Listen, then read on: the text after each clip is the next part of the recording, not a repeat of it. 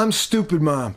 I'm stupid, Dad. Have you heard that from your dyslexic, central auditory processing disorder, ASD, ADHD kid? Right?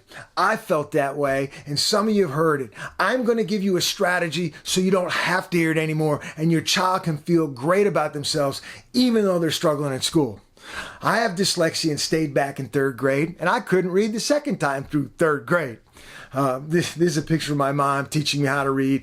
She was able to teach me how to read when nobody else could, but that's another video. And I just can't even describe to you how stupid, upset, and lonely I felt because you can't do something everybody else can do. And it's not just reading, it's just getting through life. My ADHD friends know what I'm talking about. You know, I would be sitting there minding my own business in my little ADHD world, and I'd look up, I'm like, the students, everybody's yelling at me, the teacher's yelling at me. Why is everybody yelling at me? Oh, they've been lined up for lunch for quite a while, and I'm looking at the birdie out the window. And your child's frustrated and they're angry and they have low self-esteem and they're frustrated and depressed. Give them a thing and give them a t-shirt. Something they're good at and a t-shirt that they can wear around that says, I'm good at this thing. And it'll change their life. I just can't even tell you how frustrated, angry, and even violent I was in elementary school because I couldn't read. I couldn't do school. I couldn't do anything right. I was always that kid that forgot this, brought the right thing to the wrong time, was at the right place at the wrong time, and just everything was just off, right? And my parents instinctively knew I needed to be good at something, so they kept signing me up for stuff, and I kept failing at it. Soccer was a disaster. Cub Scouts, I couldn't tie my own shoelaces. How am I going to tie all these knots? And then they tried football. Didn't even like football. Had no interest in it. Turned out I could do it. Don't click off. I'm not suggesting sports is the only solution. My son took ballet. You know, offensive line, for an ADHD dyslexic kid, that's perfect. You don't have to analyze a whole lot. It's like that guy right there, you got to stop him from getting back there. I could do that. And I got to wear a shirt. Never really liked football. Never watched the whole game. Still to this day. But I loved being on a team and I loved wearing this shirt. And suddenly I had something I could do that I got positive attention for instead of all the negative attention that I had every single day, because apparently I annoyed everybody, especially teachers. I played it all the way through high school. It protected me. I can't even tell you how much it changed my life because I had one thing I was good at. I wore a shirt. I never really understood football all the way through. It seemed complicated, but I learned my position and my job. That's a picture. Yeah, that's me in high school. I had hair once. And no matter how bad things got, because even after I learned how to read, school was so hard. My high school chemistry teacher told me, you need chemistry for college, Keith, but you're not going to college. Don't worry about it. Guidance counselor called me down and said, hey, Keith, if you flunk algebra, you're going to be 20 when you graduate because you're going to have to do another year. And it's true. I was 19 when I finally got out of school, and I survived school because of football. Went on to the Army because I knew I could never do college. And then I found out all these coping skills I taught myself that I use to this day and still teach. Went to college, became an award-winning teacher because of football in 4th and 5th grade.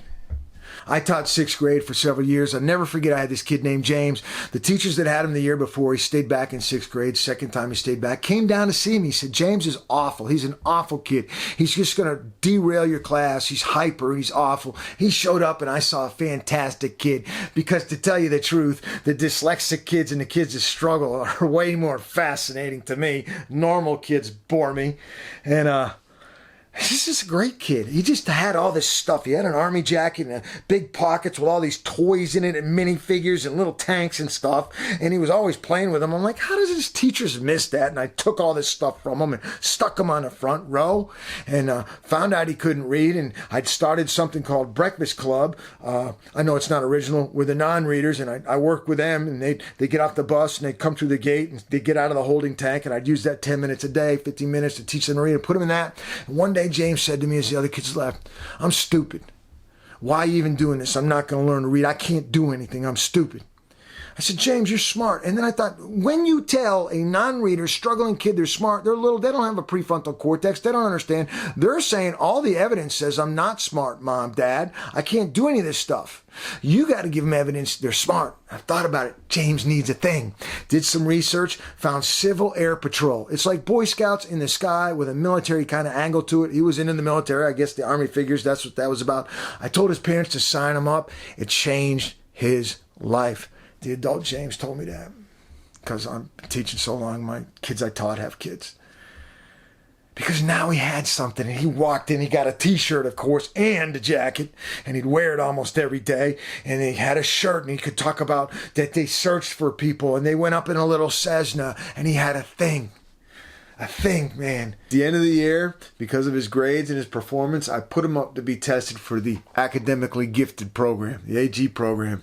He shuffled down there in his cowboy boots and his Civil Air Patrol t-shirt, and he missed it by 2 points.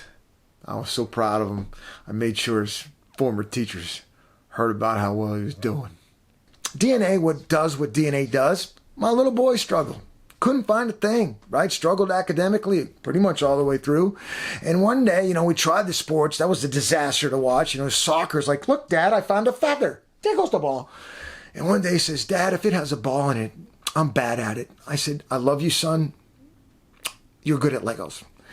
And one day he says, I want to try hop hip. He's dyslexic, so back then he spoke his own language. So the next day I Googled dance school, and I took him to the Burlington Academy of Dance and Art. This is a totally true story. I didn't know it was an elite school. I didn't know families moved their whole family so their daughter could dance there. I just went in there not aware I was joining an expensive dance cult. And he ended up taking ballet, and he was good at it. And he had a thing, and he had a shirt, and he'd be hanging out with his buddies talking about a football game, and he's like, I'm going to put on a performance. You couldn't call it recital. And this school would rent the college auditorium of Elon University for their performances. They'd hire sound tech, light techs. It was amazing. And for him to be a part of that changed his life. And I remember I was a backstage dad. And I was in charge of the 2 boys that were in the academy.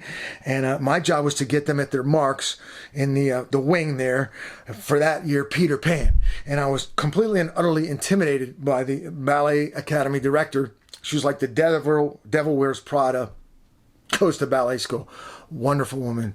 Loved the kids. Scared me to death.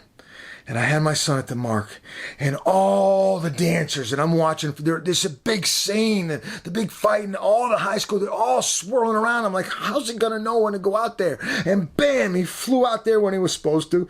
He flew through all the high school dancers. I could see it. And he hit his mark and held up his sword. And I remember thinking, he was Michael. I remember thinking, that kid's going to be fine. He's going to be fine. Everything's going to be fine. He's got his thing. And everything was fine. He went from there to Taekwondo to Scouts to Eagle Scout, 4-year college degree in landscape architecture, runs his own company, runs ultra marathons. Get your child a thing. I don't think Sawyer would have done as well without ballet in elementary school.